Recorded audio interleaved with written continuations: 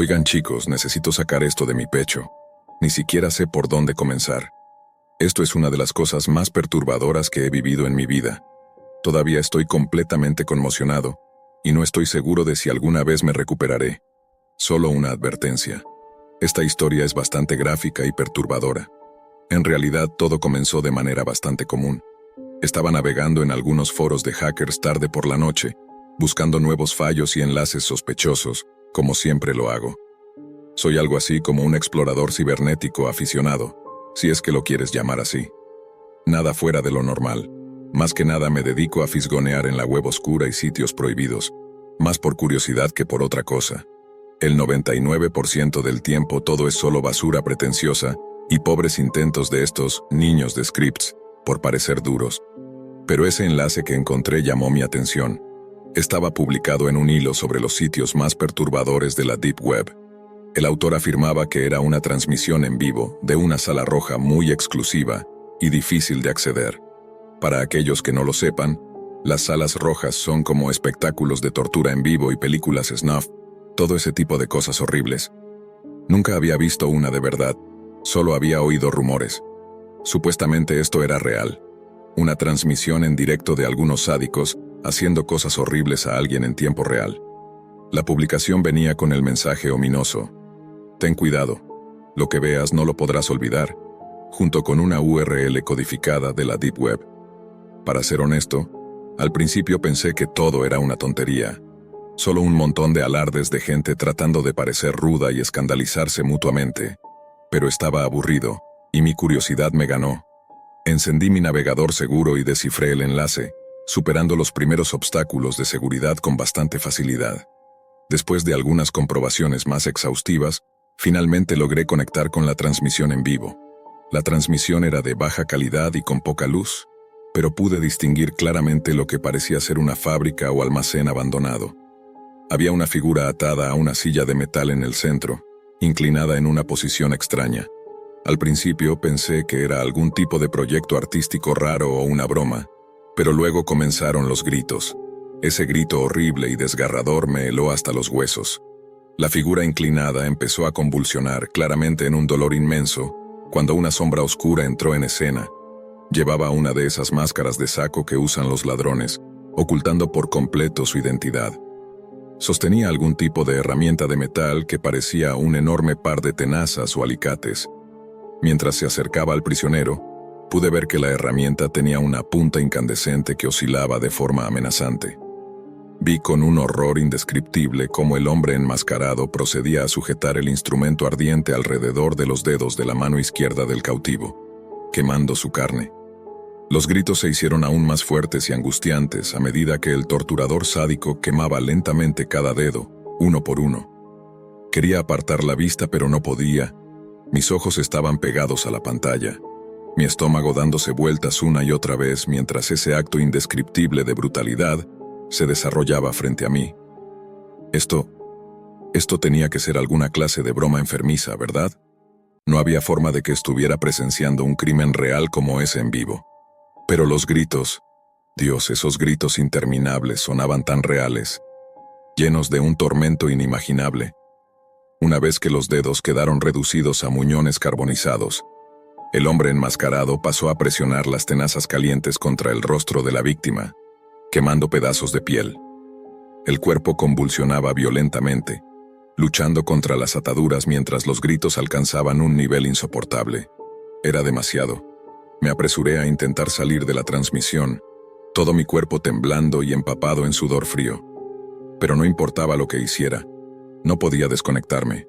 Intenté desconectar el cable de red, apagar mi computadora por completo, reiniciar a la fuerza, pero la transmisión en vivo persistía.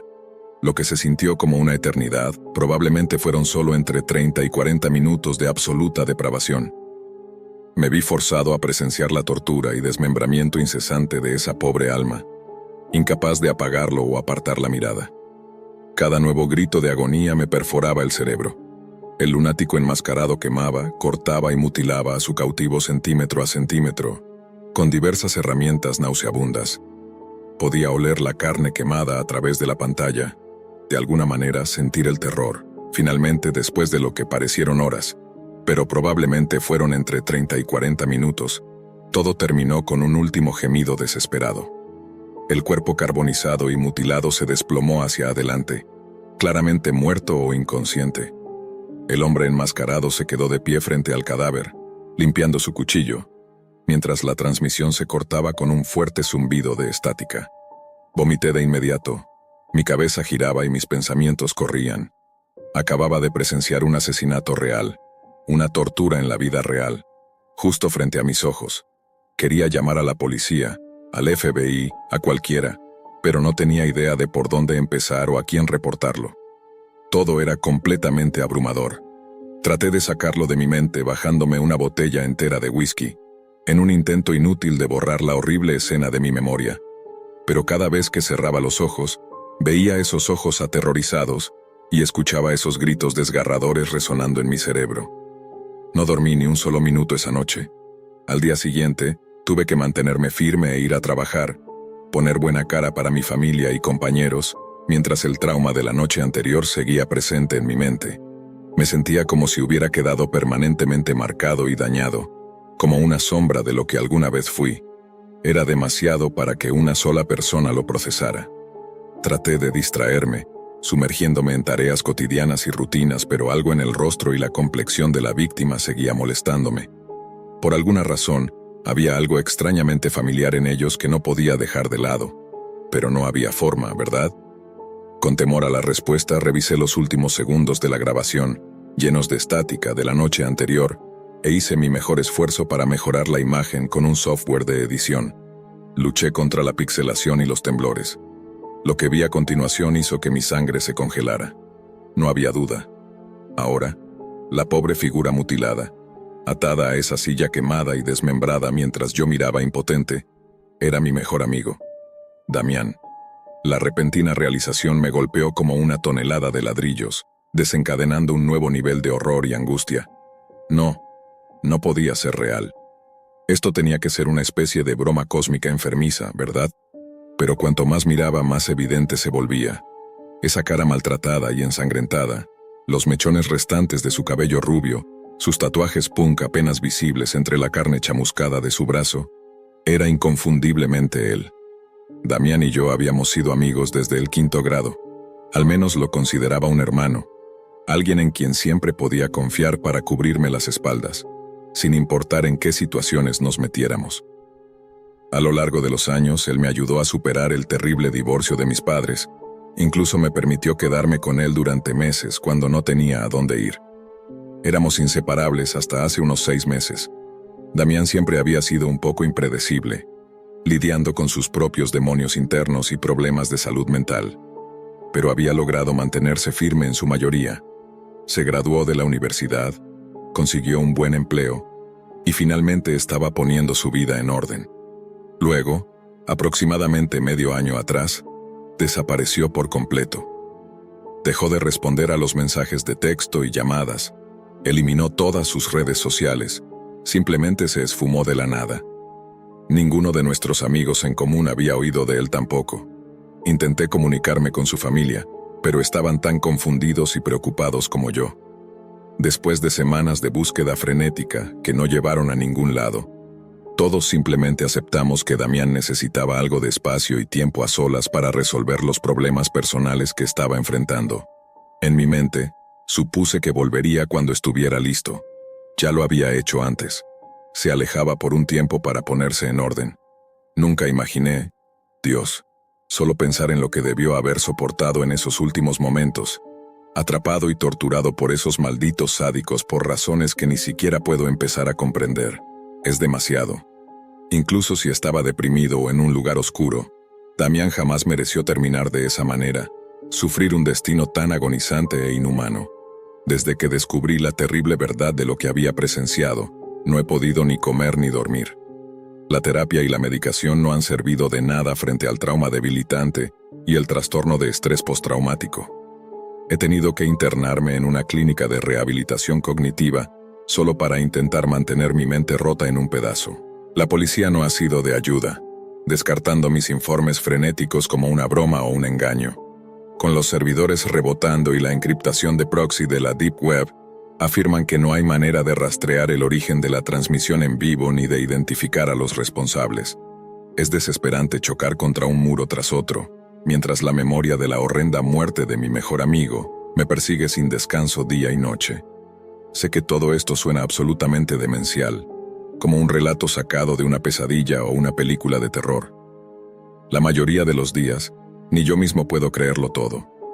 Pero esa transmisión en vivo, tan irreal y sádica como fue, sucedió. Fui testigo de cómo se desarrollaba en tiempo real, viendo impotente cómo mi querido amigo era torturado y asesinado de la manera más repugnante imaginable. No sé por qué eligieron a Damián como su siguiente víctima, ni cómo cayó en las manos de esos despreciables monstruos, pero lo que sí sé es que el trauma y la culpa nunca me abandonarán. Los gritos desesperados mientras lo desmembraban pieza por pieza, sus últimos susurros antes de que la luz abandonara sus ojos. Esos sonidos horribles están grabados para siempre en mi mente. Incluso al hablar de ello puedo oírlos resonando en mi psique fracturada. Esta experiencia, esta exposición a las profundidades más oscuras de la crueldad humana, me ha destrozado. Ha quebrado mi espíritu, robando lo poco de inocencia y esperanza en la humanidad que me quedaba. Solo escribir esto me hace caer de nuevo en el pozo de la desesperación y la angustia. No sé si alguna vez volveré a ser el mismo. Tal vez algún día, el dolor crudo y las pesadillas se atenúen y pueda intentar reconstruir lo que quede de mi vida destrozada. O tal vez esta experiencia espantosa ha abierto una herida en mi mente que nunca podrá sanar, dejándome como una cáscara permanentemente dañada y vacía. Todo lo que puedo hacer ahora es seguir adelante, un día doloroso a la vez, e intentar no perder lo poco que queda de mi cordura, mientras trato de sobrellevar la culpa del sobreviviente y el trauma de haber presenciado la muerte de mi mejor amigo. Mi mayor arrepentimiento es no haber podido salvarlo de ese destino tan macabro, o al menos obtener algún tipo de cierre o respuestas sobre por qué fue él el objetivo. Damián no merecía que le arrebataran la vida, ni sufrir de manera inimaginable en las manos crueles de esos depravados. Era demasiado joven, lleno de potencial y espíritu para que su luz fuera apagada de forma tan violenta. Merecía algo mucho mejor que esa pesadilla viviente como final. Así que sí, esa es mi historia, supongo. Impactante, increíble, traumatizante. Lo sé. Parte de mí desearía poder simplemente olvidar todo ese horror gráfico de la transmisión. Regresar a cuando era ingenuo e inocente, antes de que mis ojos fueran forzados a abrirse a los pozos más retorcidos de oscuridad en este mundo. Cuando ves algo tan indeciblemente depravado, tan de cerca y en persona, te roba algo de tu humanidad de una manera profunda. No sé si alguna vez volveré a sentirme completo de nuevo. Solo espero que al compartir este macabro relato, tal vez alguien en algún lugar tenga respuestas, o una solución que finalmente nos brinde a mí y a la familia de Damián algo de justicia y cierre. O, en su defecto, espero que al menos sirva como una advertencia clara para mantenerse lo más lejos posible de esos rincones aterradores de la Deep Web. Algunas cosas, una vez vistas, simplemente no se pueden olvidar, no importa cuán duro lo intentes. Así que ahí lo tienes, la experiencia más jodida y espeluznante que he soportado en mis 28 años en este cruel planeta. Créelo o no, solo tenía que purgar finalmente esos detalles de mi mente deteriorada, después de haberlos embotellado durante tanto tiempo. Sin nada más, rezo para que el espíritu inquieto de Damián pueda encontrar algo de paz, ahora que su historia está afuera. En cuanto a mí, no estoy seguro de cuánto más podré seguir adelante intentando funcionar como esta cáscara hueca y traumatizada. Pero haré lo imposible por seguir dando un paso tras otro, aunque solo sea para mantener viva la memoria y el espíritu de Damián de la manera que pueda. Tal vez al hacerlo, algún día pueda volver a sentirme completo. Mi nombre es John, y soy simplemente un hombre común que reside en Portland. Trabajo en la construcción y mi esposa Lena es enfermera. Llevábamos una vida bastante ordinaria hasta que nuestro hijo, Ethan, de 15 años, enfermó el año pasado. Todo empezó con él sintiéndose muy fatigado y exhausto todo el tiempo.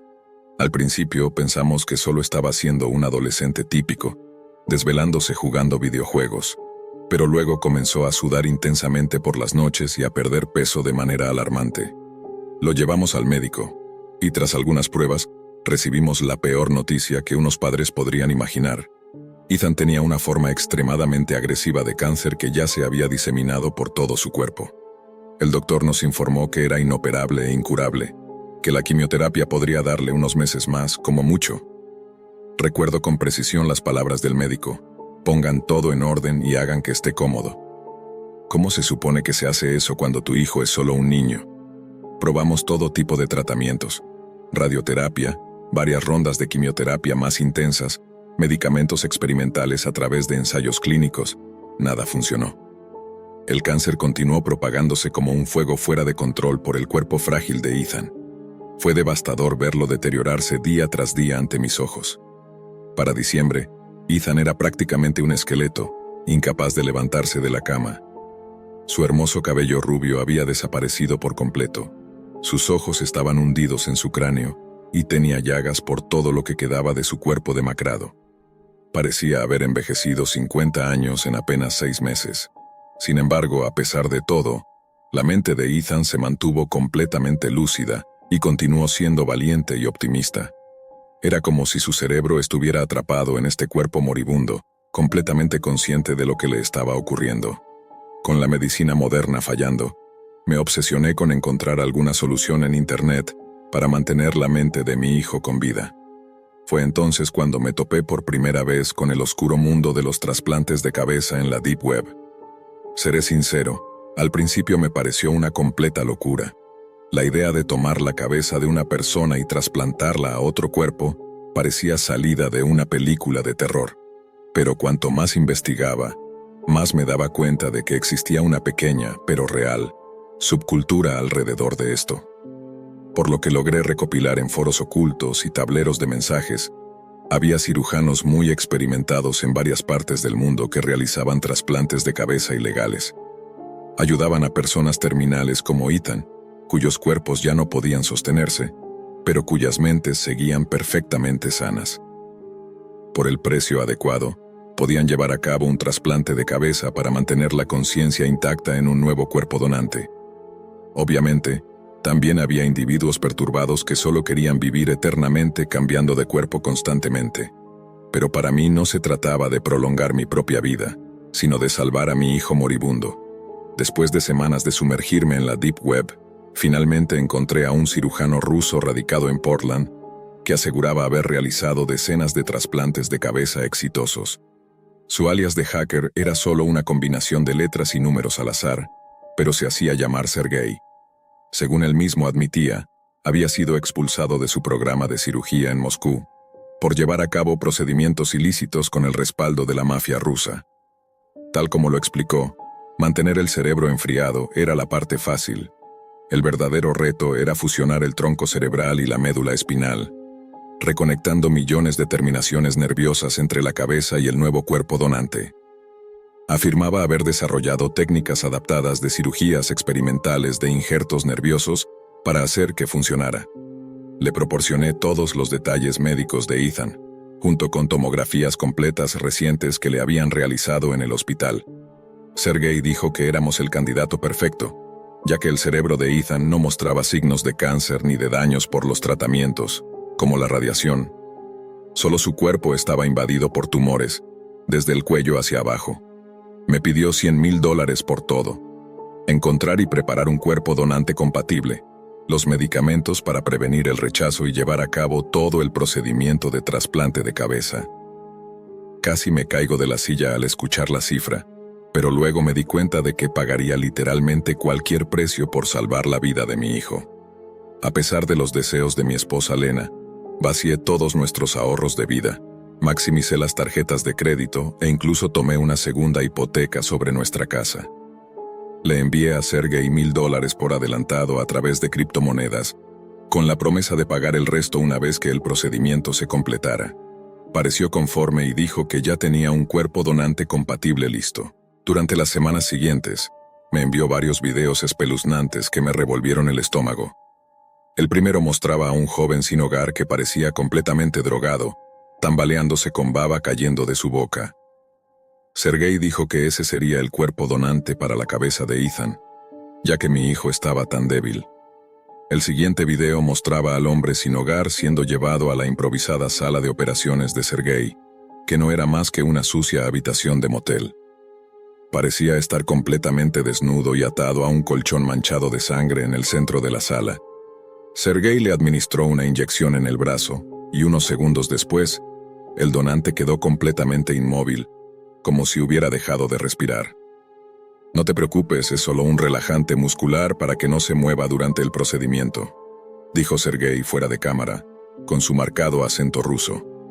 El día antes del procedimiento programado, Ethan y yo nos despedimos de él como si fuera la última vez que lo veríamos. Le explicamos que esta cirugía especial podría, potencialmente, curar su cáncer al darle un cuerpo completamente nuevo. Sus ojos se iluminaron con emoción ante la idea de no estar enfermo nunca más. Mamá, papá, no voy a mentir. Me dará pena perder mi buen aspecto, dijo con una risa débil, incluso siendo el esqueleto andante en el que se había convertido. Tal vez el nuevo cuerpo sea musculoso y bueno en los deportes, bromeó. Nos abrazamos y lloramos, pero esta vez lágrimas de felicidad, sin poder creer que este plan de pesadilla podría obrar un milagro. Salimos de la habitación del hospital de Ethan con una chispa de esperanza, algo que no habíamos sentido en todo el año. A la mañana siguiente, a las 3 de la madrugada, Sergei me envió un mensaje diciendo que estaba todo listo y me indicó una dirección en una zona industrial de Portland, en un viejo almacén en ruinas.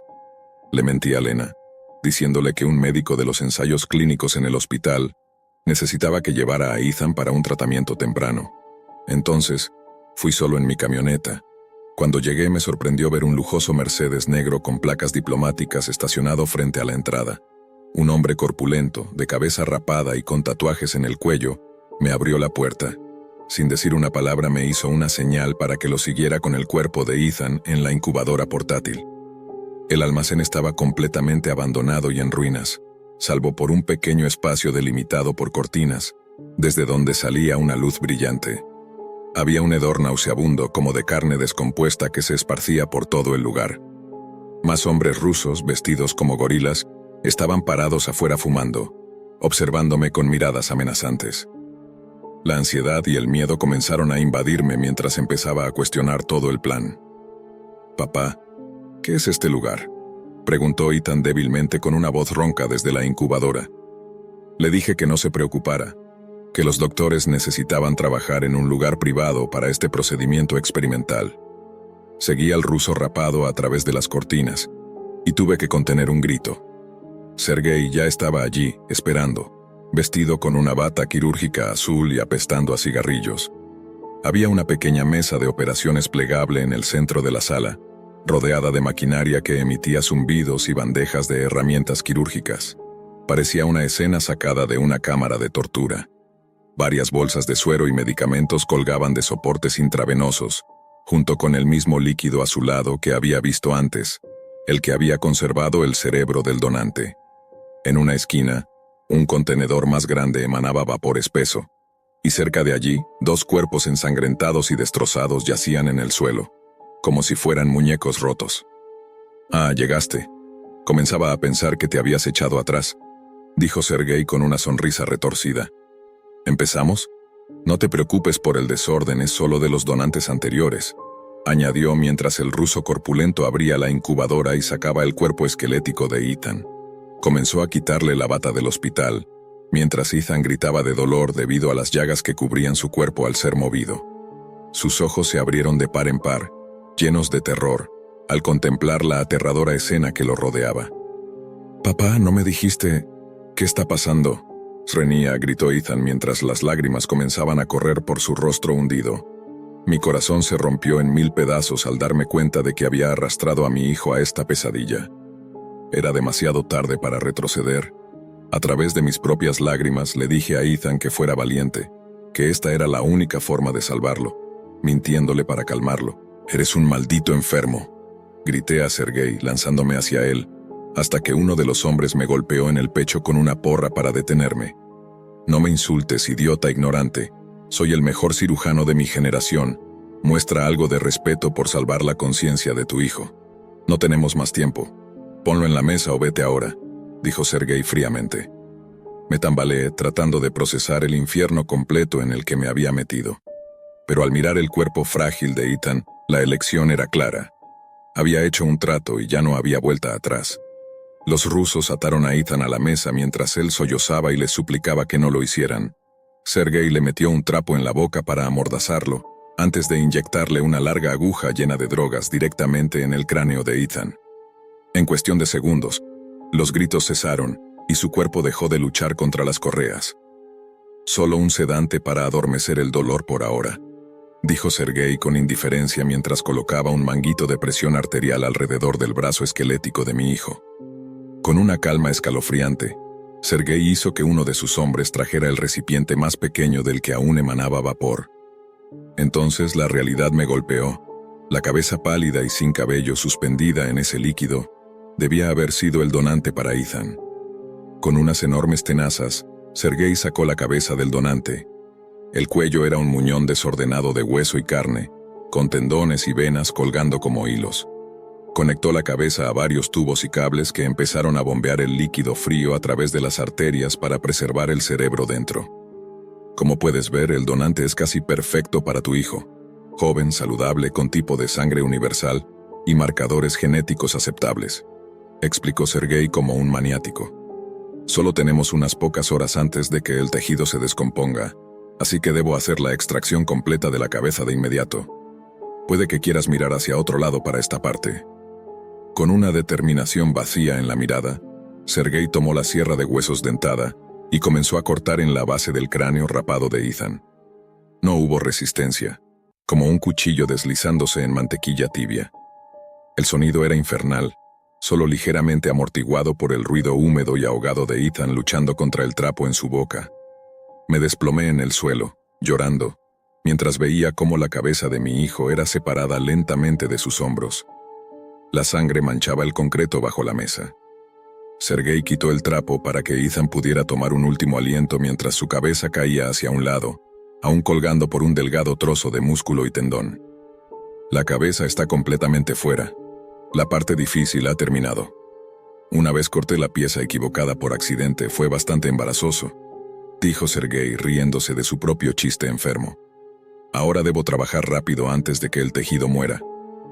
Lo que siguió fue una pesadilla médica absoluta que me persigue hasta el día de hoy.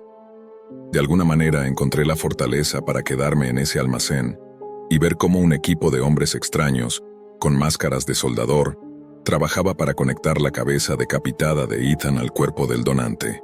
Usaron tubos y cables para conectar su cabeza a un sistema de bombeo que hacía circular continuamente ese líquido azul, similar al anticongelante, para mantener con vida el tejido cerebral.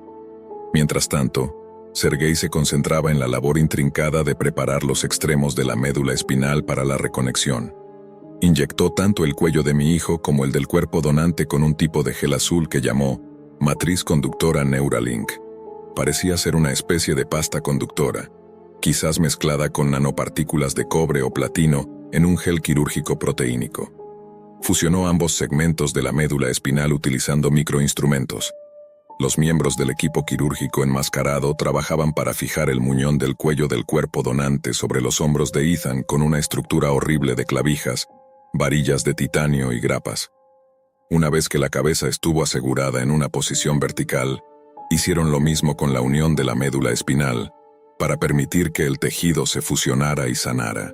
Durante todo el proceso yo me arrodillaba en una esquina, rezando a Dios para que terminaran antes de que el cerebro de Ethan sufriera daño irreparable por la falta de oxígeno y flujo sanguíneo. La cabeza decapitada de mi hijo tenía los ojos vidriosos y casi sin sangre. Su boca colgaba abierta en un grito silencioso de agonía. Haga una pausa para considerar, señor Martin. Ethan ahora está permanentemente unido al cuerpo del donante. Los últimos pasos son los más arriesgados, dijo Sergei mientras se crujía los nudillos por el delicado trabajo de la médula espinal. Si la reconexión falla, habrá daños cerebrales graves o una vida corta. ¿Todavía quieres proceder? Ni siquiera lo dudé. Les dije que hicieran lo que fuera necesario para restaurar el flujo sanguíneo y completar el trasplante. No seguir adelante después de todo lo que Ethan ya había sufrido sería más cruel que la muerte misma. Sergei asintió y alcanzó un último equipo. Un extraño casco negro con docenas de cables y luces amarillas que parpadeaban. Lo colocó sobre la cabeza recién reimplantada de Ethan, como una amenazante corona metálica, y activó varios interruptores. Las luces amarillas comenzaron a parpadear rápidamente mientras un ruido eléctrico llenaba el almacén. El volumen creció tanto que tuve que cubrirme los oídos, como si un generador estuviera arrancando por primera vez. Los rusos a mi alrededor comenzaron a mostrar signos de nerviosismo, retrocediendo de la mesa de operaciones. El cuerpo de Ethan se sacudió bruscamente hacia arriba, como si hubiera sido electrocutado, pero fue retenido por los grilletes y las clavijas que mantenían su cabeza unida al cuerpo donante. Su boca se abrió de golpe y sus ojos se giraron hacia atrás hasta quedar completamente en blanco. Justo cuando pensé que su cabeza iba a explotar, un olor inconfundible a carne y cabello quemado llenó el aire. La energía que crepitaba en el almacén se intensificaba, iluminando todo con una luz cegadora. De repente, la electricidad alcanzó un punto álgido y, con un estallido, lanzó a Sergei y a sus secuaces contra las paredes del almacén. Todo quedó en completa oscuridad. El único sonido era el zumbido débil y los chispazos del casco negro sujeto a la cabeza de Ethan. Entré en pánico, gritando por ayuda mientras trataba de orientarme en la negrura total del almacén. Noté un tenue resplandor rojo que comenzaba a emanar desde el interior del pecho del cuerpo de Ethan. Al principio solo eran pequeños destellos, como si algunos circuitos se encendieran y apagaran de manera errática. Pero rápidamente la luz se intensificó, hasta que parecía que un incendio ardía dentro de la cavidad torácica y las costillas vacías de Ethan. El resplandor iluminaba su rostro, todavía congelado en una expresión de horror, con los ojos en blanco mirando fijamente. Grité por ayuda mientras Sergei y los otros empezaban a recobrar la conciencia tras la explosión. La luz roja era cada vez más intensa, como si un espíritu vengativo estuviera poseyendo el cuerpo sin vida de Ethan. Los rusos estaban paralizados de miedo. Entonces, el cuerpo recién trasplantado de Ethan se levantó de la mesa con una velocidad antinatural, sujetando a Sergei por el cuello con una fuerza sobrehumana. La cabeza de Ethan se sacudía violentamente mientras el casco negro chisporroteaba con energía. La voz de Ethan emergió, pero era profunda y distorsionada, casi electrónica, y no sonaba como la suya. ¿Qué me has hecho?, swingó con un tono amenazante mucho más allá de su edad, como una mezcla entre su voz y algo mucho más oscuro. No sonaba completamente humano. Sergei intentó gritar, pero apenas pudo emitir un quejido mientras los dedos esqueléticos de Ethan aplastaban su tráquea. La luz roja dentro del pecho de Ethan se hizo aún más intensa con cada segundo que pasaba. Has intentado jugar a ser Dios, ahora aprenderás lo que es ser destruido, rugió Ethan, su voz resonando en el almacén. Antes de que alguien pudiera intervenir, arcos de electricidad carmesí comenzaron a dispararse desde las órbitas vacías de los ojos de Ethan y desde su boca, reduciendo a cenizas todo lo que tocaban. Los primeros en caer fueron los guardaespaldas rusos. Sus cuerpos se disolvieron en segundos, convirtiéndose en charcos de masa roja. Sergei miró aterrorizado cómo su equipo quirúrgico era vaporizado instantáneamente por el incontrolable poder de mi hijo. Yo me quedé paralizado en una esquina, incapaz de hacer nada, mientras veía cómo el mayor error de mi vida se desmoronaba ante mis ojos. Ethan se había convertido en una abominación, con su brillante mente atrapada en ese cuerpo no muerto, poseyendo un poder destructivo inconmensurable. Con su último aliento, Sergei me miró y susurró una advertencia escalofriante. Tu hijo está perdido. Se ha convertido en una máquina. Con un crujido estremecedor, Ethan le arrancó la cabeza a Sergei y la redujo a cenizas con un pulso concentrado de energía. Luego giró su mirada vacía hacia mí. Había tormento y furia en sus ojos. Papá, tienes que destruirme antes de que sea demasiado tarde. Este poder es demasiado. Lloró Ethan, su voz alternando entre su tono normal y ese eco electrónico siniestro. Las lágrimas corrían por mi rostro mientras negaba con la cabeza, incapaz de actuar contra mi propio hijo. No puedo, hijo. No puedo hacerte eso. No después de todo lo que hemos pasado, le supliqué sabiendo que yo mismo lo había condenado a este destino. El cuerpo de Ethan comenzó a temblar y a contorsionarse violentamente, mientras la energía carmesí se acumulaba nuevamente, esta vez emanando de todo su ser. Papá, corre, tienes que... Pero su advertencia fue cortada cuando el cuerpo de Ethan alcanzó algún tipo de límite crítico. Hubo un nauseabundo sonido eléctrico mientras sus extremidades y torso se desintegraban abruptamente en una columna de plasma sobrecalentado y radiación, que vaporizó instantáneamente todo el almacén a nuestro alrededor. No tengo idea de cómo sobreviví a esa explosión apocalíptica, o cómo logré salir vivo de ese maldito lugar. Todo lo que sé es que, desde el momento en que esa cegadora luz me consumió, un agujero ha sido quemado directamente a través de mi alma. Un agujero que nunca podrá ser llenado. Mi desesperada obsesión por mantener viva la conciencia de mi hijo moribundo, a cualquier costo, lo condenó a su destrucción definitiva. Ethan se convirtió en una fuerza de destrucción incontrolable, una abominación tecnológica. No tuve otra opción que permitir que se sacrificara para salvar a la humanidad de lo que yo había creado, en un intento desesperado por prolongar su existencia. Ahora, cada día estoy atormentado por sus últimas palabras y esa mirada angustiada en sus ojos, desbordados de un poder que nunca debió estar al alcance de la mente humana. La brillante luz de mi hijo se apagó, dejando este mundo en un lugar aún más oscuro que antes. Así que les ruego a todos los que lean esto, si alguna vez enfrentan la pérdida de un ser querido, por más desgarrador que sea, algunas fuerzas son más poderosas de lo que podemos comprender. Déjenlos ir en paz cuando llegue su momento, o sufrirán el tormento eterno de ser responsables por alterar el orden natural. Los muertos deben descansar. Algunas preguntas es mejor dejarlas sin respuesta. Hola, soy un hombre de 22 años y acabo de terminar mi maestría en la universidad. Cuando tenía 12 años me dieron permiso para empezar a usar la laptop de repuesto de mi padre, ya que su trabajo le proporcionaba una nueva cada par de años, y pensó que sería bueno que me acostumbrara a la tecnología desde joven. Cuando llegué a la secundaria, escuché a un grupo de chicos que fumaban marihuana. No sé por qué estaban hablando de esto, pero mencionaron que la gente estaba accediendo a partes restringidas de Internet, donde se almacenaba la información de todos. Entonces decidí investigar en línea y descubrí la Deep Web, lo que muchos conocen como la web profunda. Encontré sitios proxy, así como hacks que usaban comandos para enmascarar tu dirección IP, permitiendo abrir muchas puertas bloqueadas.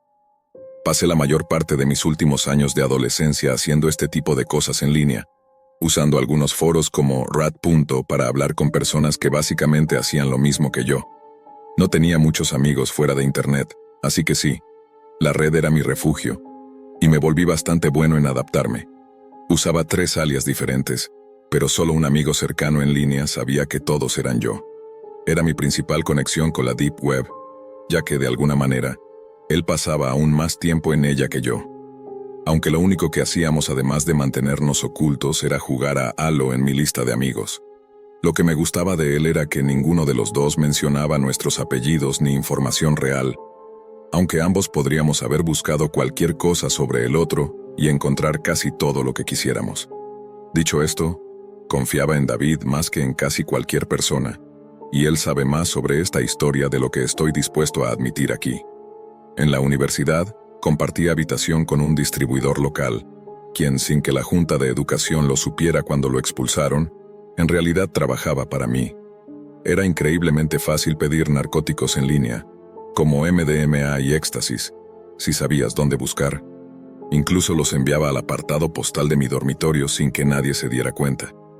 Conseguía drogas en línea, y mi antiguo amigo usaba sus conexiones en la vida real para venderlas, ya que yo no tenía muchas. Fue alrededor de este tiempo cuando comencé a sentir que tenía todo bajo control, y que nadie podría tocarme si no podían rastrear mi dirección IP. En mi segundo año de biomedicina, me metí en cosas realmente estúpidas. Un idiota comenzó a compartir videos snuff en línea que hacían que la película más perturbadora que hayas visto pareciera completamente normal. Por eso, solo usaba los enlaces que encontraba yo mismo, o, más a menudo, los que David me daba. Pasé días, literalmente días, maravillado por todas las locuras que la gente podía hacer. El gobierno había cerrado sitios principales como Silk Road y Mad Onion, pero esos eran los únicos de los que los idiotas en línea parecían darse cuenta. Otros hackers me enviaban mensajes en foros pidiéndome sitios para conseguir marihuana y otras cosas, lo cual era tan simple como señalarles la dirección. La universidad afirmaba monitorear el tráfico de Internet para detener a las personas que hacían cosas extrañas en línea, después de enterarse de que estaban hackeando cuentas de estudiantes y arruinando horarios en línea. Pero te garantizo que no hacían absolutamente nada contra quienes realmente lo hacían. Nota: no estoy confesando haber hecho ninguna de estas cosas, solo sé exactamente qué personas lo hicieron. Para mi tercer año, había hecho suficiente dinero para tener una configuración con varias pantallas, lo que hacía que desencriptar sitios fuera mucho más rápido para mí, ya que podía leer 200 barras sin tener que desplazarme por la pestaña. De hecho, me había vuelto bastante bueno en eso. Tenía que serlo, dado que estaba explorando algunos sitios muy perturbadores. Para ser honesto, incluso hablaba en chats con algunos de los administradores a cargo de ellos. Te sorprendería lo normal que puede parecer un administrador de un sitio web de la Deep Web, si no supieras que también tiene un trabajo diurno. Mi curiosidad, aunque realmente estúpida, me llevó a algo peor. Después de casi 10 años navegando por la Deep Web sin problemas, me uní a Oscar y a otros en nuestra sala de chat, solo bromeando y compartiendo sitios perturbadores. Podría sonar raro, pero para mí era algo bastante cotidiano. David y otro amigo estaban hablando de un sitio que nadie había logrado descifrar, excepto una persona que, según ellos, tenía aún menos vida social que yo. El resto de nosotros estábamos bastante seguros de que era autista o algo así, porque el sitio que compartió con nosotros fue, sin duda, lo más repugnante que he visto en mi vida. Para aquellos que todavía estén leyendo, esta es la razón por la que estoy publicando esto aquí. Este sitio es el sector más canceroso y repulsivo de la parte más oscura de la Deep Web. Es una cicatriz que llevo hasta el día de hoy, y una que nunca olvidaré. Advertencia a los lectores una vez más. Esto no es para personas sensibles, y a veces, incluso las personas más insensibles emocionalmente, no pueden lidiar con esto. No compartiré la URL del sitio, ya que no quiero que eliminen esta publicación, ni quiero que nadie le dé la menor publicidad más allá de lo que tengo que decir aquí. Dicho esto, sí tenía un subtítulo en HTML, que dejaré que otras personas como yo busquen si quieren. La mayoría lo llamaba Cold Body, cuerpo frío. El tipo que estaba en la sala de chat más temprano nos dio a David y a mí una URL encriptada, pero estaba tan emocionado por acceder al sitio que no nos envió el descifrado, así que tuvimos que hacerlo manualmente. Intentamos durante horas.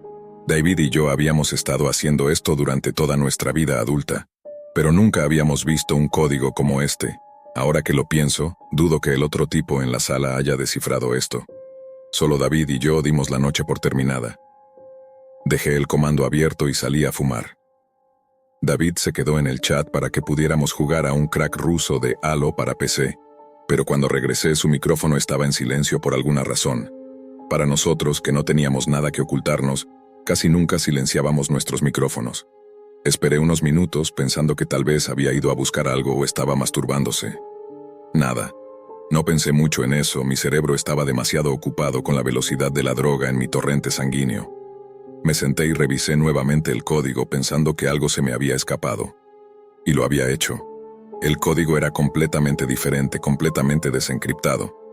Simplemente ejecuté la URL y mi PC comenzó a trabajar durante un momento, hasta que finalmente se abrieron unas 20 ventanas en mis dos monitores, todas descifrando códigos a través de un depurador que había instalado. Incluso con 32 GB de RAM, mi computadora hacía más ruido que nunca mientras realizaba este tipo de tareas. Pensé para mí mismo, voy a tener que hacer un overclocking en la BIOS si quiero tener una oportunidad de pasar. Pero no me sentía con ganas después de haber fumado tanto. Me preparé para hacer un reinicio forzado antes de que mis monitores se apagaran y volvieran a encenderse, uno por uno. Ahí fue cuando empecé a sentirme paranoico. Estaba pensando en dejarlo pasar. Ojalá lo hubiera hecho. Casi todas las ventanas habían desaparecido. Solo quedaban 4, y 2 de ellas eran sitios normales de la web superficial que el administrador probablemente usaba para redirigir la dirección IP. Era el primer sitio que había visto hacer eso. Todo el texto era de un rojo oscuro y extremadamente primitivo para un sitio que, por su seguridad, pensé que sería más impresionante. La ventana principal solo tenía una pequeña cantidad de texto en la pantalla. Si has llegado hasta aquí, sabes lo que te espera. Si aún no lo sabes, no perteneces aquí. Aunque me sentía relajado, El texto y lo que implicaba me llenaron de miedo. Una simple ventana emergente con un prompt de sí no apareció en la pantalla. Acepté, listo para lo que me esperara del otro lado. La ventana se iluminó y la segunda ventana restante también. Me preguntaba para qué servía. Tal vez otra redirección de IP o una aplicación oculta que disfrazaba la verdadera naturaleza del sitio. Simplemente pedía un nombre de usuario y una contraseña opcional, que aún no sé para qué servía. El hecho de que la gente pudiera tener cuentas en un sitio como este me parece totalmente perturbador en retrospectiva. Usé mi alias más reciente y omití el resto por razones obvias. Un par de líneas más de texto rojo aparecieron en la ventana y luego se abrió algo similar a una sala de chat, como las que se ven en Omegle o sitios parecidos, pero sin anuncios ni colores, solo texto rojo oscuro. La sala de chat era un poco más avanzada que la primera ventana, que ahora estaba congelada y no respondía a ninguno de los comandos que estaba usando en la consola. Debo decir que, al principio, la sensación de haber encontrado el sitio me pareció increíble. No podía esperar para contárselo a David hasta que apareció una ventana de chat con nombres. Uno de ellos lo reconocí como uno de los alias de él. Diría que había alrededor de 3 docenas de personas en la sala de chat, pero no puedo recordar ningún nombre, y aunque lo hiciera, no me atrevería a revelarlos después de esto. Intenté llamar a Oscar por teléfono, pero obviamente no contestaba.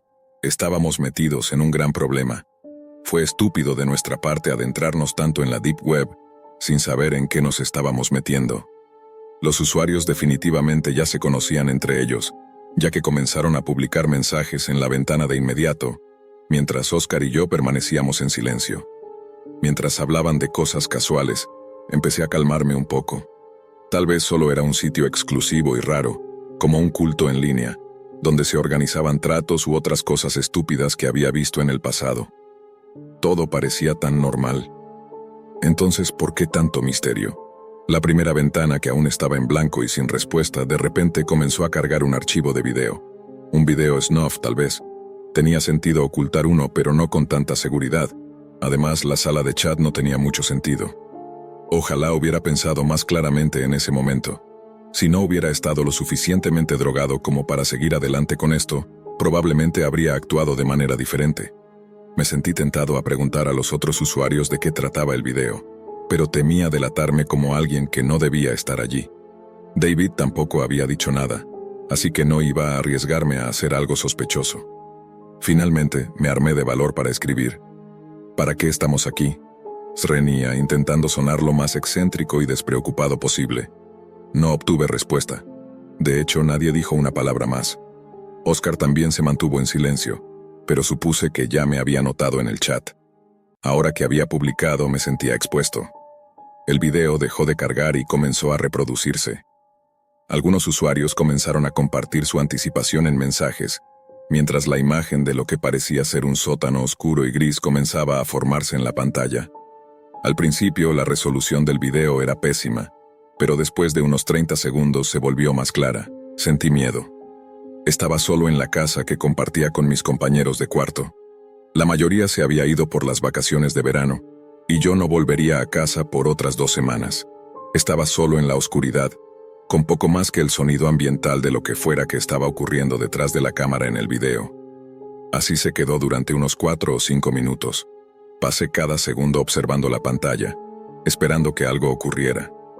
Finalmente, un hombre entró en escena sosteniendo una pizarra blanca con letras extranjeras escritas en ella, junto con las palabras Cold Body, cuerpo frío, en la parte inferior.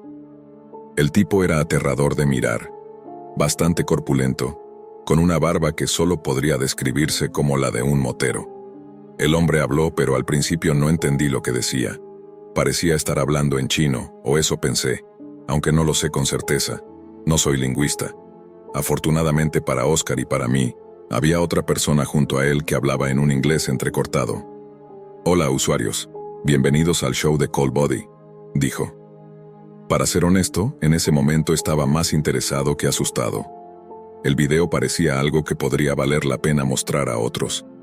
Ese pensamiento nunca volvió a cruzar por mi mente. El hombre que hablaba en inglés comenzó a llorar de repente, sollozando de una manera completamente inesperada. Gritaba desesperado, agitando su cuerpo, tratando de liberarse de algún modo. El hombre de la pizarra le gritó en chino antes de que otra persona entrara en escena con una pistola y se la pusiera en la cabeza. Antes de que pudiera darme cuenta de que era un arma, el hombre disparó. Pero no se detuvo ahí. Presionó el cañón contra la sien del tipo y disparó de nuevo, y luego una vez más. Cada disparo hacía que salpicaran más sangre y lo que parecían ser pedazos de cráneo. Al principio pensé que era un simple video de impacto, como los que se encuentran en sitios turbios. No era nada fuera de lo común. Pero cuando volví a mirar la ventana del chat, los usuarios estaban hablando sobre lo que deberían hacer a continuación. Todos escribían en diferentes idiomas, pero casi todos los mensajes en inglés decían, «Dispárale de nuevo». Fue entonces cuando me di cuenta. No estaba viendo un video de impacto ni una película snuff oculta detrás de una maraña de proxies. Estaba viendo una transmisión en vivo. Todos lo estábamos. Escribí furiosamente en el chat. ¿Qué diablos están haciendo, malditos enfermos? Pero los textos no respondían. Estaban inundados de mensajes en idiomas que no podía entender. Otro prisionero fue arrastrado frente a la cámara. Esta vez, era una mujer. Ya estaba sollozando y tratando de liberarse de las cuerdas que ataban sus tobillos y muñecas. Estaba completamente desnuda y cubierta de moretones y cortes. No hice nada más que esperar lo inevitable. El hombre le disparó, y vi cómo su cuerpo caía inerte al suelo. Las personas en el chat vitoreaban y pedían más. Alguien tomó la cámara y la movió hacia una mesa de metal cubierta con una lona. El cuerpo de la mujer fue arrastrado por el cabello y colocado en la mesa. Lo que sucedió a continuación es algo que no creo que el mundo deba saber. Lo único que diré es que el cuerpo fue colocado sobre la mesa como lo haría un cirujano antes de operar a alguien. Luego, un grupo de personas con pasamontañas rojos y negros se acercaron al cuerpo, sosteniendo desde cuchillos de cocina hasta taladros inalámbricos. No pude seguir viendo sin sentirme físicamente enfermo. La desgarraron. Casi vomité sobre mi teclado, pero logré controlarme antes de que eso sucediera. Mi corazón latía desbocado. Toda la situación era un completo desastre, y yo estaba demasiado inmerso en ella. Para cuando terminaron, lo que quedaba solo podía describirse como un muñón de lo que alguna vez fue un ser humano. Si no hubiera sido por los otros sitios extraños que había visto antes, probablemente no me habría quedado tanto tiempo como lo hice. Trajeron a 3 personas más frente a la cámara, todas ellas gritando por sus vidas y tratando de escapar. A uno de ellos le dispararon en la pierna. Los otros 2 permanecieron de pie, temblando, incapaces de contener el miedo. El hombre con la pizarra se acercó a la cámara y la miró fijamente. Podía ver sus ojos oscuros y su rostro salpicado de sangre. Empecé a respirar más rápido y tuve que apartar la mirada. Era como si me estuviera mirando directamente. Dijo algo más en un idioma extranjero, probablemente el mismo de antes. Cuando dejó de hablar, la ventana del chat se quedó en silencio. Casi nadie escribió nada más, como si todos estuvieran esperando una respuesta. Pasaron unos 20 segundos mientras el hombre seguía mirando la cámara. Al principio no ocurrió nada, pero luego el chat comenzó a mencionar a David y a mí por nuestros alias. Los usuarios empezaron a llenar la ventana con nuestros nombres.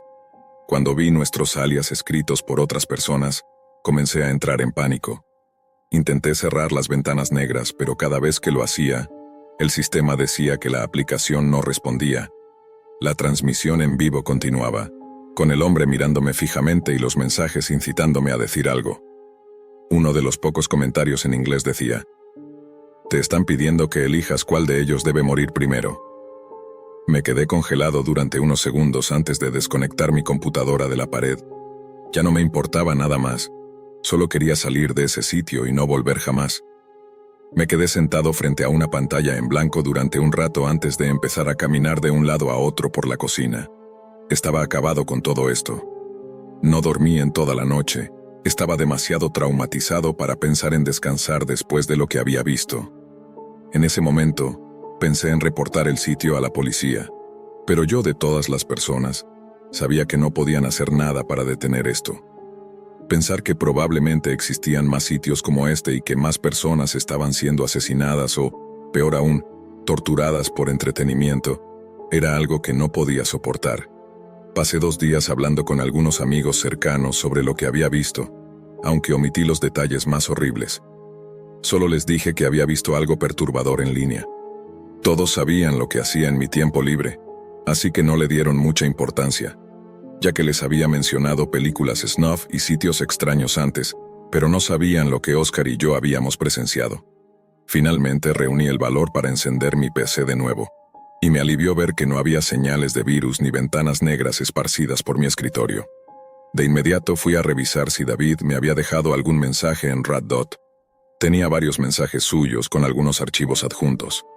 Mi primera reacción fue esperar poder hablar con él sobre todo el asunto, pero los archivos adjuntos captaron mi atención de inmediato. Las imágenes eran fotos mías, robadas de mi Facebook y mi correo electrónico. Fotos de mi antigua escuela, de la universidad e incluso de mis amigos. Los mensajes posteriores incluían mis direcciones, correos electrónicos, los alias que había usado en línea e incluso los nombres de mis familiares. Mi dirección IP estaba publicada al final, y me di cuenta de lo que estaba pasando. La última imagen mostraba una foto mía con mi exnovia, con la dirección IP de su iPad y sus detalles personales pegados sobre la imagen. No había manera de que hubieran rastreado toda esa información, pensé. Me tomó unos minutos recobrarme antes de escribir de vuelta. ¿Qué demonios pasó? ¿Quién eres? No obtuve respuesta, y hasta el día de hoy sigo sin recibirla. Él tiene todos mis detalles, sabe todo sobre mí y sobre mi familia, y no tengo idea de qué más sabe. Tampoco sé qué le pasó a Oscar desde que abandoné esa transmisión en vivo. Rezo para que la información que tiene no caiga en manos de esos enfermos que asesinaron y destrozaron a decenas de personas en la parte más oscura de Internet. No puedo permitir que me encuentren a mí ni a las personas que me importan. Nunca volveré a esa parte de Internet. Ya no es seguro para mí, para ti ni para nadie. La policía no puede encontrarlos, pero ellos definitivamente pueden encontrarte a ti. No intentes encontrar el sitio. No intentes denunciarlo. Te harán lo mismo que me hicieron a mí. Y si crees que no te encontrarán, recuerda que yo era prácticamente invisible. ¿Quieres arriesgarte a que no encuentren a alguien como tú? No entres a la Deep Web, y por el bien de tu humanidad, nunca busques a las personas detrás de esto. Ellos solo te encontrarán a ti. Hemos sido compañeros desde siempre, al menos desde que tengo memoria. Todavía puedo rememorar el primer día en que nos conocimos en el jardín de infantes, con 5 años. Yo llevaba puesta una camiseta de los Power Rangers, y León, mi mejor amigo, me dijo que él también los veía. Fue una amistad inmediata. Poco después conocimos a Simón y a Mateo, los otros 2 chicos del grupo. Desde ese momento nos volvimos inseparables. Con el paso de los años, habíamos hecho de todo juntos. Campamentos, paseos en bicicleta, partidas en línea, maratones de películas. La típica vida de un grupo de chicos que creció en un vecindario tranquilo a las afueras de una ciudad en Estados Unidos. A medida que fuimos creciendo, nuestras actividades también cambiaron. Llegó la escuela secundaria, las primeras novias, las fiestas y, por supuesto, nuestra inevitable inmersión en el mundo del Internet. Pasábamos horas jugando videojuegos en línea, viendo videos, explorando foros y navegando por la web. Sin embargo, había algo más allá de la superficie del Internet que siempre nos había despertado una gran curiosidad: la Deep Web. Todos habíamos oído hablar de la Deep Web, ese rincón oscuro de la red donde, según decían, podías encontrar cualquier cosa. Lo que al principio eran conversaciones superficiales sobre lo peligroso que sería entrar, poco a poco se fue transformando en algo que nos intrigaba. No sé en qué momento dejamos de verlo como una simple historia y comenzamos a considerar seriamente la idea de entrar. Tal vez fue la sensación de reto, de hacer algo prohibido, lo que nos atrajo, o quizás solo era una mezcla de aburrimiento y curiosidad. Recuerdo perfectamente el día en que León, con su característico tono algo atrevido, dijo: ¿y si nos metemos en la Deep Web? Al principio Simón y Mateo se rieron, pero pronto sus sonrisas se convirtieron en ese brillo en los ojos que yo conocía muy bien. Era el brillo que siempre aparecía antes de hacer algo tonto pero emocionante. Yo, por mi parte, siempre había sido más precavido. No me gustaba asumir riesgos innecesarios, especialmente en un terreno que no dominaba. Pero como siempre, la emoción del grupo empezó a influenciarme. Fue León quien comenzó a investigar más a fondo. Pasó semanas hablando sobre la importancia de ser cautelosos, de ocultar nuestra dirección IP y de asegurarnos de no dejar ningún rastro. Aunque lo decía con seguridad, estoy seguro de que, en el fondo, Ninguno de nosotros tenía idea de los peligros reales que podían acecharnos ahí. Pero, como suele suceder a nuestra edad, nos sentíamos invulnerables. No temíamos lo desconocido y no sabíamos lo que estaba por venir. Después de muchas noches hablando sobre la Deep Web, una tarde, León llegó emocionado. «Encontré algo», dijo, con una sonrisa nerviosa y llena de anticipación. Lo que había encontrado era un archivo en un foro extraño que prometía algo llamado El viaje al país del nunca jamás. El nombre, por supuesto, llamó nuestra atención de inmediato. León nos explicó que, según la página, se trataba de una experiencia inmersiva, algo exclusivo y misterioso que solo unos pocos podían experimentar. El concepto era raro, ambiguo. Hablaba sobre liberar la mente y viajar a un lugar donde el tiempo no existía. No había más detalles, solo esa vaga y enigmática descripción. Fui el primero en mostrarme escéptico. No me sonaba bien. ¿Qué significaba realmente? Pero mis amigos, especialmente León, estaban fascinados con la idea. Lo veían como una especie de aventura virtual. Había una parte de mí que sentía curiosidad, pero otra parte me decía que no me involucrara en esa locura. Después de pensarlo un rato, les dije que no participaría, pero que me contaran después cómo había sido. No veía necesario meterme en algo tan extraño sin saber en qué me estaba metiendo. No obstante, León, Simón y Mateo estaban decididos. Esa misma tarde compraron el paquete. No fue complicado. Todo lo que necesitaban eran criptomonedas, las cuales ya sabíamos utilizar en otras transacciones menos peligrosas, como comprar videojuegos baratos. Así que, sin pensarlo mucho más, lo hicieron. Recuerdo cómo nos despedimos esa tarde. No fue una despedida dramática ni nada por el estilo, solo algo cotidiano. «Nos vemos mañana», dijo León con una sonrisa.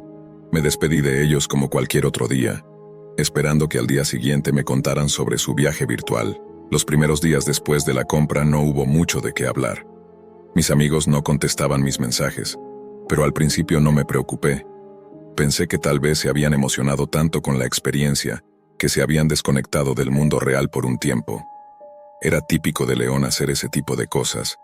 Se sumergía completamente en algo y desaparecía por unos días. Sin embargo, después de una semana comencé a inquietarme un poco. No era normal que los tres estuvieran tan inactivos. Les escribí en nuestro grupo de chat, les envié mensajes privados, pero nada, no recibía respuesta. Al principio pensé que me estaban jugando una broma, una de esas elaboradas para hacerme preocupar y luego aparecer riéndose de mi paranoia. Pero tras casi 10 días sin ninguna respuesta, la preocupación empezó a instalarse profundamente en mi mente. Decidí hablar con la hermana de León. Siempre habíamos sido cercanos, y ella solía estar al tanto de lo que él hacía. Le pregunté si sabía algo sobre su hermano, esperando que me dijera que estaba ocupado o que había salido de la ciudad. Sin embargo, lo que me dijo me dejó helado. León se fue de viaje, comentó casualmente como si fuera lo más normal del mundo. Le pregunté a dónde había ido y su respuesta me inquietó aún más. «No estoy segura. Pensé que tú también ibas con ellos». Esas palabras resonaron en mi mente. De viaje. No habíamos hablado de ningún viaje. ¿Qué tipo de viaje era este?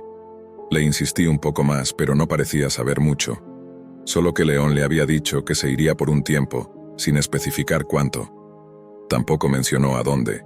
Era extraño, pero lo más inquietante de todo es que parecía que Simón y Mateo también habían hecho lo mismo. Sus familias tampoco sabían nada concreto. Todos asumían que se habían ido juntos, como hacíamos a veces cuando íbamos a acampar o a explorar algún lugar fuera de la ciudad. Pero esta vez nadie sabía nada específico, y lo peor de todo, no habían dejado ningún rastro de a dónde podrían haber ido. Una semana se convirtió en un mes. Intenté mantener la calma diciéndome a mí mismo que volverían pronto, que todo era una broma o una exageración. Pero no podía evitar sentir que algo estaba terriblemente mal. Cada día que pasaba sin noticias de ellos, la preocupación se transformaba en miedo. Recuerdo cuando fui a la casa de Simón, su madre me recibió en la puerta con una sonrisa nerviosa. ¿Sabes algo de Simón?, me preguntó, y su voz temblaba ligeramente. No sabía qué decirle. Intenté tranquilizarla, asegurándole que seguramente estaban bien, que solo se estaban tomando un tiempo para ellos, pero sabía en el fondo que eso no era cierto. Algo más estaba pasando. 2 meses se convirtieron en 3, y luego en 4. Nadie sabía nada. Las familias de mis amigos habían presentado denuncias de desaparición, pero las investigaciones no daban resultados. La policía parecía confundida. Los chicos simplemente habían desaparecido. Ninguna de sus cuentas bancarias había sido utilizada. No había señales de ellos en redes sociales, ni actividad en sus teléfonos. Era como si se los hubiera tragado la tierra. Cuando pasaron 6 meses, la desesperación comenzó a instalarse en todos. Las familias de León, Simón y Mateo ya no sabían qué hacer. Yo me culpaba a mí mismo por no haber hecho más, por no haber intentado detenerlos o por no haber ido con ellos. Pero había algo en todo esto que no encajaba. Ese viaje al país del nunca jamás no era lo que parecía. Pasaron 8 años, 8 largos años, y aún no se sabe nada de ellos. La denuncia sigue en pie. Los casos siguen abiertos, pero no hay novedades. Las familias se han resignado, aunque el dolor nunca se ha ido. A veces, cuando camino por el parque donde solíamos jugar cuando éramos niños, me pregunto qué habrá sido de ellos. ¿Están vivos? ¿Siguen en ese supuesto viaje? O peor aún, ¿se han ido para siempre atrapados en algún rincón oscuro de la Deep Web sin posibilidad de regresar? Nunca lo sabré con certeza. Lo único que sé es que, desde aquel día, no puedo mirar una pantalla sin sentir un nudo en el estómago.